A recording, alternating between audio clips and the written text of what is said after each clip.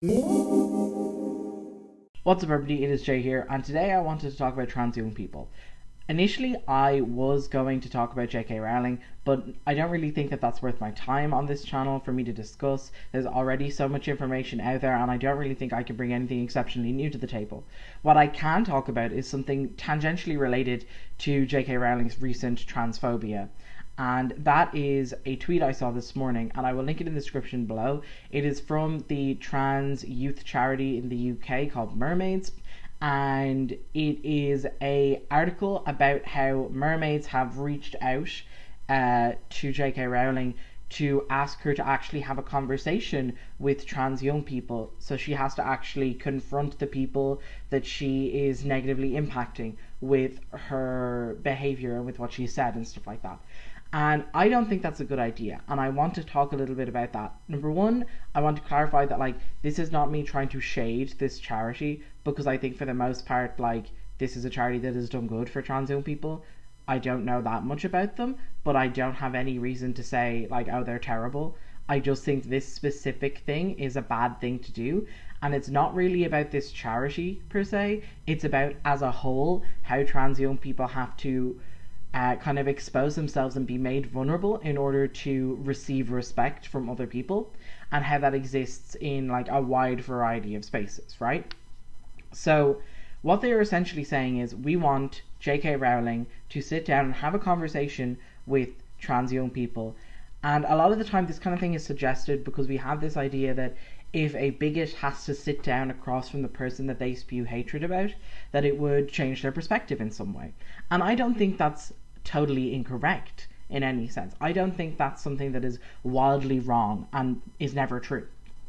I think that that can have an impact, and that can be something that makes a difference to a person's bigotry and behavior. But I don't think young people should have to do it.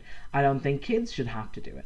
I think that there is a wealth of trans adults in the world who are in a position where they are better able to take care of themselves and mind themselves than a trans young person is, and they should be the ones having that conversation, not trans young people, not kids.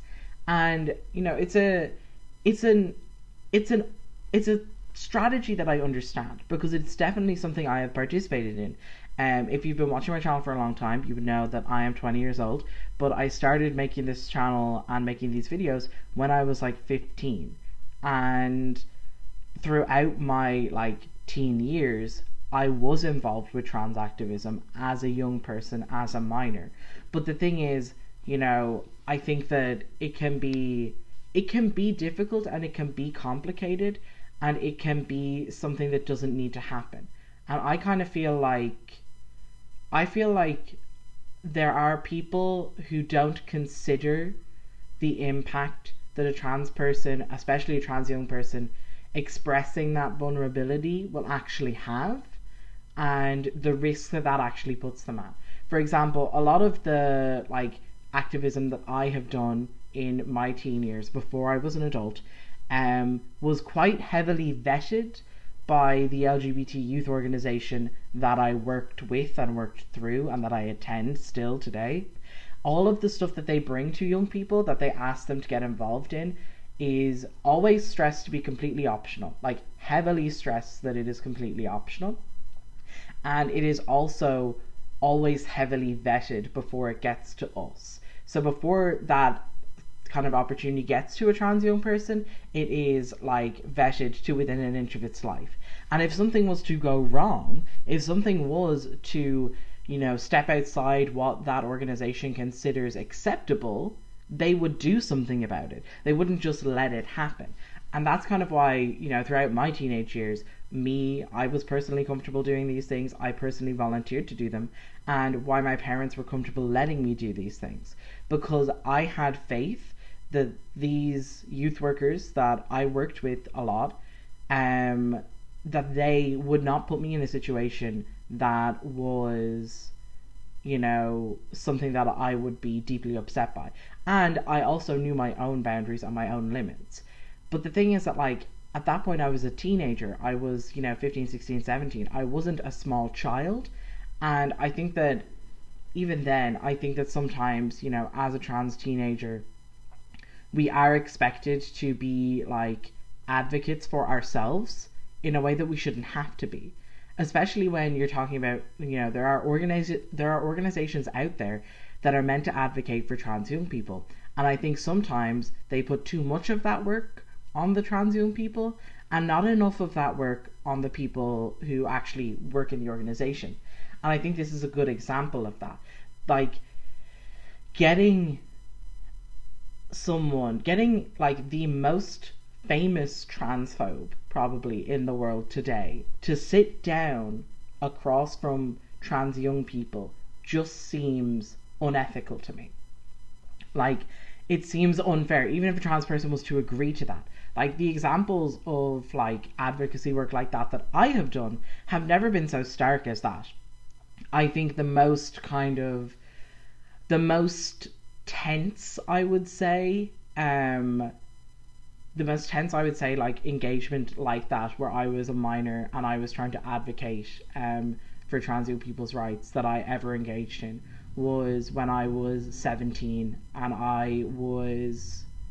maybe I was 18. I could have actually been 18 at this point, but even then it was still the most tense part that I ever engaged in. I was at a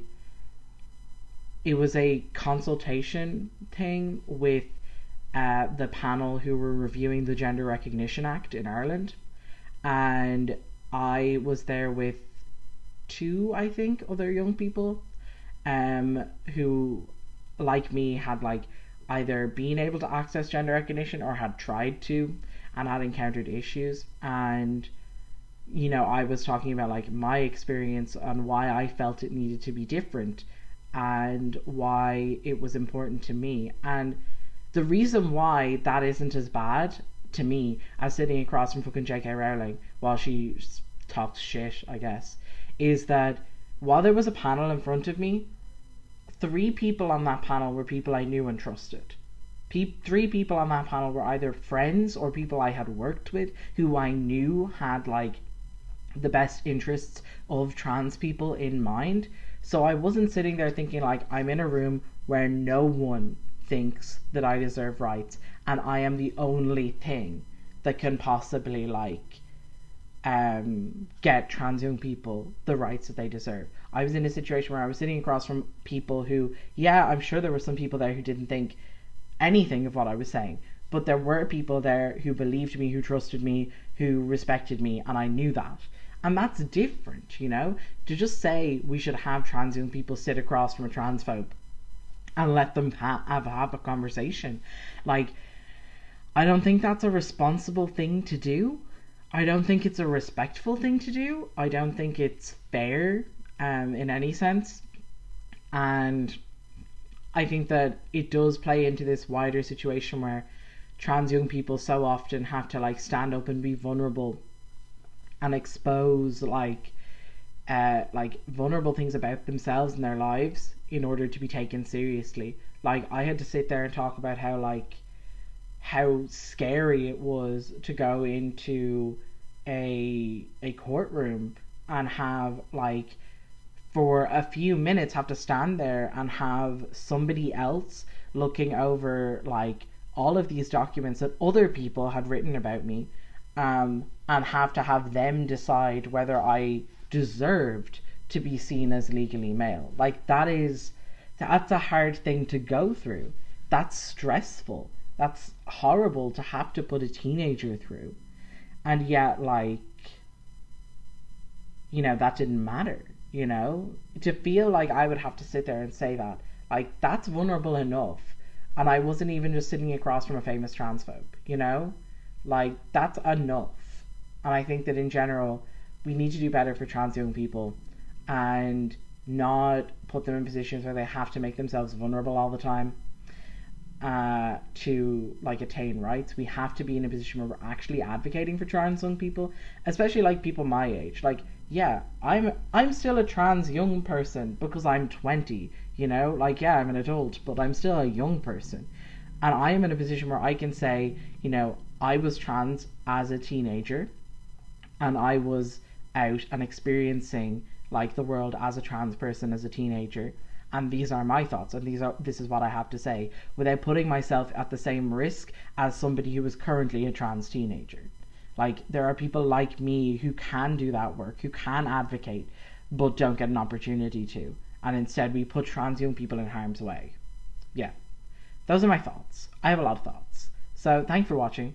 If you liked the video, please do click the like button below. The comment section is open, and please do come back for more. Thank you for watching, and I'll see you next time. Bye.